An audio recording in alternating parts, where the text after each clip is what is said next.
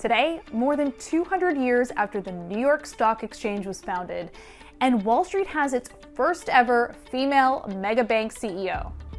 Plus, it's a rental apocalypse in Manhattan as COVID-19 and remote work policies draw New York renters out of the city. And finally, the 2020 NFL season kicks off tonight. Entertainment, sure, but it's also an economic behemoth, especially for media companies looking to the league to heal some of their advertising woes. I'm MacKenzie Sigalos, and this is CNBC After Hours.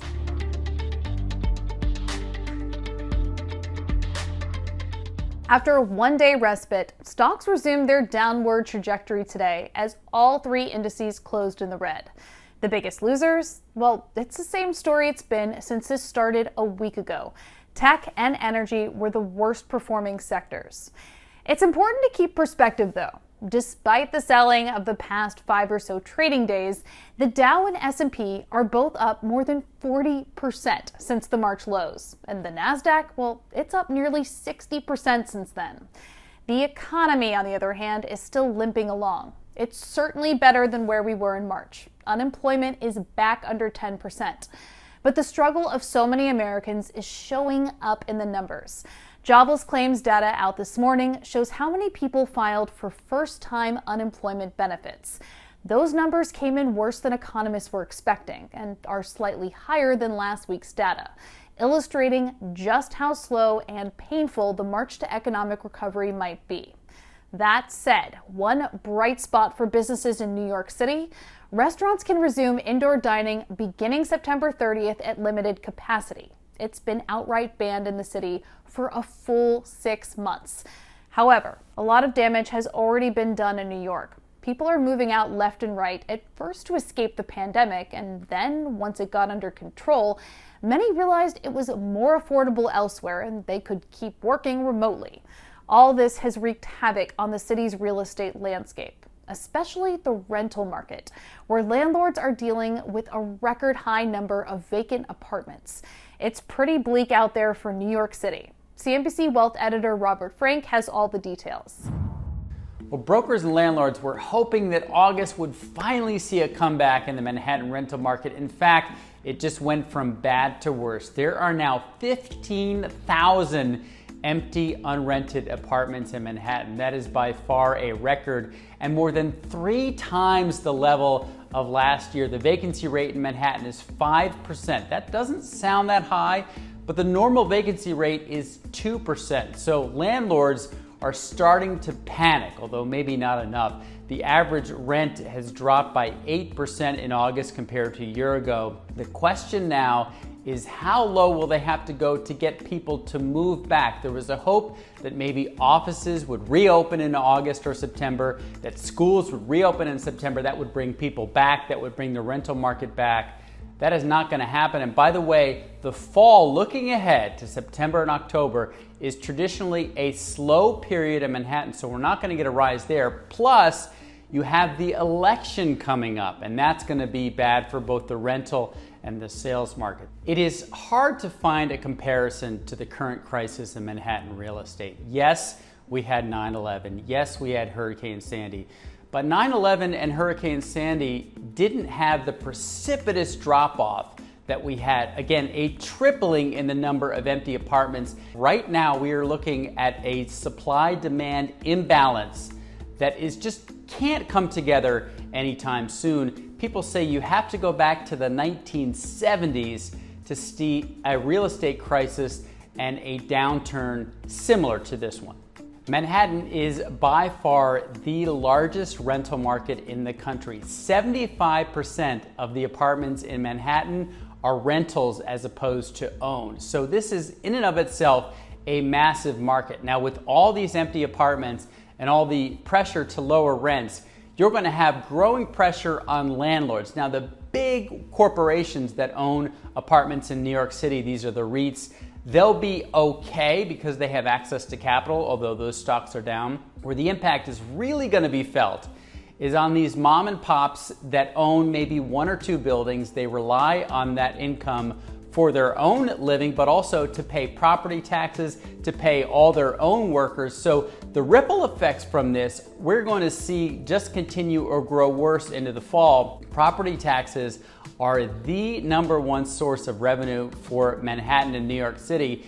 And if landlords aren't getting income from their apartments, they can't pay those taxes. So then you get a cut in services, trash doesn't get picked up, police get cut, and that makes the city even less attractive, and that starts a downward spiral where you get even more empty apartments and landlords facing even more struggle. Okay, let's get to our sound check. Here's a roundup of the day's biggest action and what the top newsmakers and business leaders had to say on CNBC's airwaves.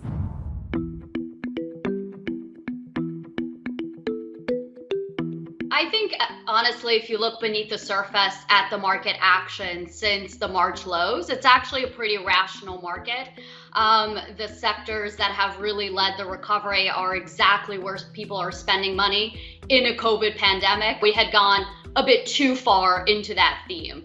And so what we've been seeing over the past week or so is some profit taking in some of those names, some right sizing. My major concern is inflation. It obviously hasn't emerged in any significant way as yet, but I think that's the area where I think our problems lie.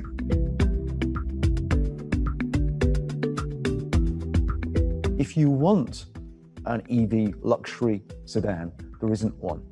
And Lucid fits that bill. And it has performance which surpasses these gasoline cars, these gas guzzlers. It has a new luxury, and that's the market we're overtly aiming for.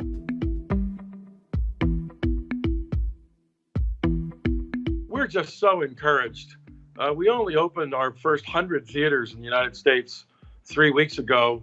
We're about 75% open for this coming weekend, and already 1 million moviegoers have come to our theaters. They've seen firsthand the safety protocols that we put in place in consultation with Clorox and the Harvard University School of Public Health. Our theater cleanliness scores are the best they've been in decades.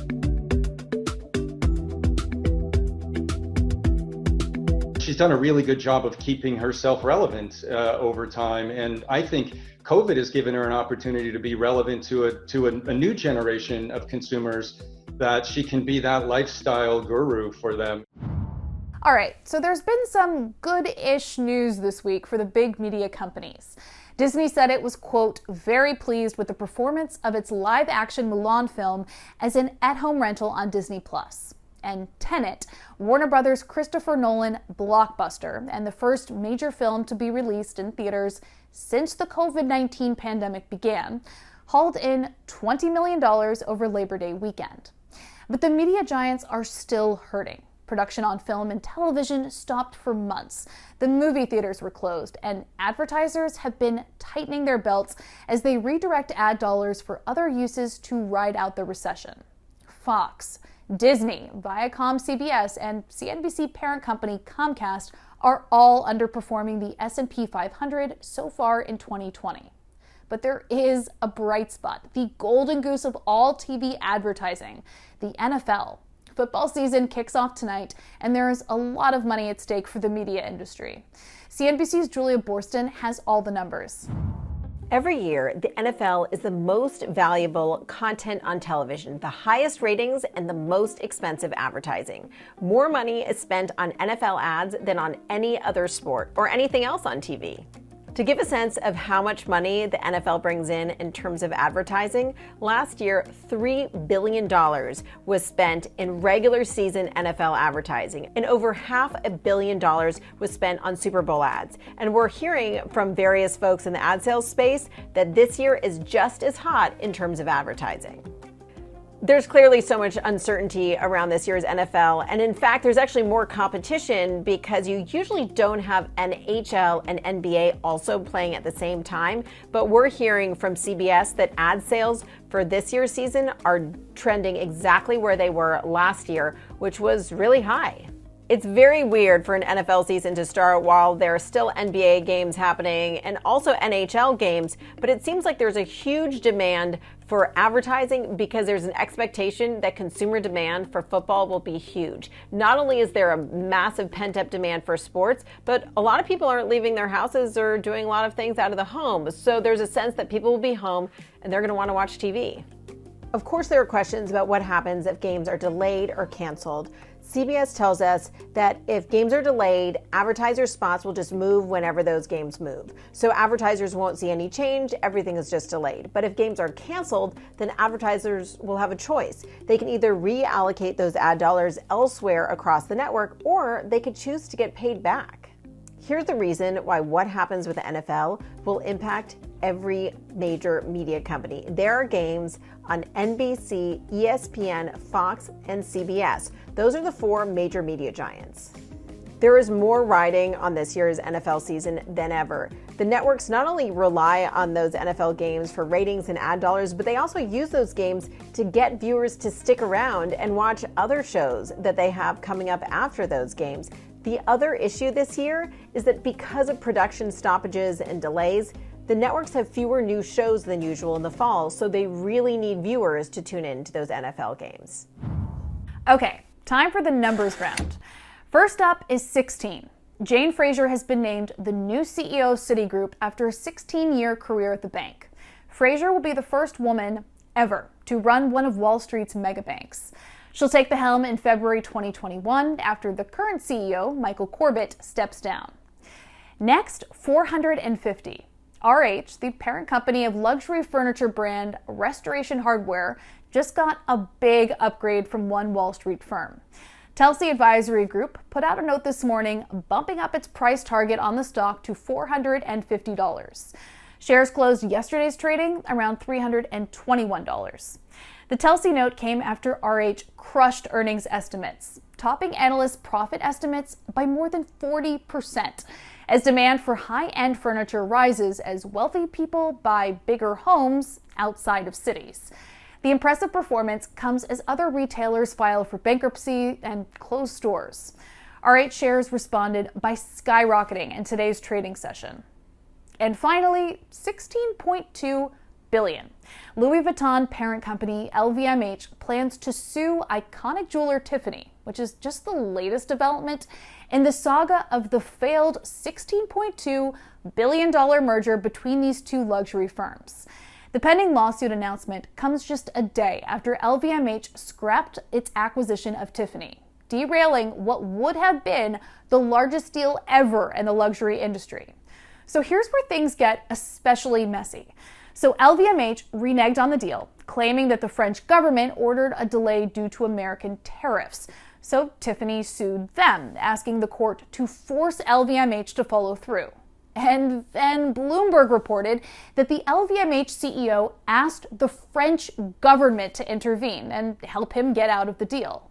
In its planned lawsuit, LVMH intends to accuse Tiffany of, quote, dishonesty and mismanaging the coronavirus crisis. So don't let anyone ever tell you that business news is boring. That's it for After Hours, but before we go, here's one more thing to keep an eye on. Like we said earlier, the NFL season kicks off tonight, and that'll happen at 8:20 p.m. Eastern on NBC. Get the latest on the economics of the season by going to CNBC.com and downloading the CNBC app. We'll be right here in our home office every Tuesday, Thursday, and Friday with a new edition of After Hours, so be sure to catch us then.